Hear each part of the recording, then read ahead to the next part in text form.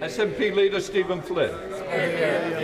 Mr Speaker, with his backbenchers looking for a unity candidate to replace him, which of the now numerous born-again Thatcherites on the Labour front bench does he believe best fits the bill?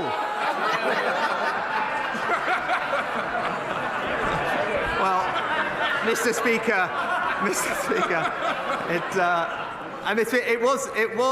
it was surprising to hear all this talk about the 1970s from the Shadow Chancellor in particular. But then if you see what's happening in places like Birmingham, where taxes are going up by 21%, Mr Speaker, services are being cut, whether it's social care, children's services, or indeed in some streets, literally the lights are being turned off. It was unsurprising why they're talking about the 70s, and I can just say what they've done to Birmingham, the Conservatives will never let them do to Britain.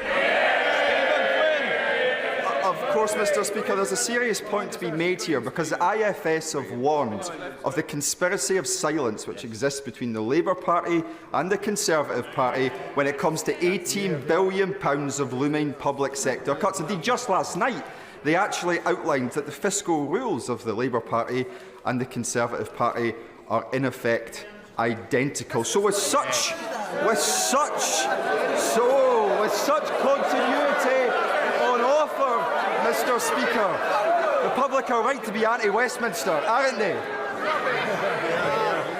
Well, Mr Speaker, I'm surprised to hear him quoting the IFS, because the IFS also described the recent SNP budget as, in their words, misleading, and said in their words that pain is almost certainly coming.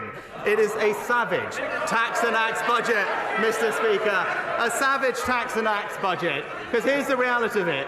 Whilst NHS spending in England is going up in real terms, in Scotland it is going down, Mr Speaker. And while taxes are being cut by the UK government, it is the SNP government that is putting them up. And that is the contrast. Where the SNP or indeed Labour are in charge, it's working people that pay the price.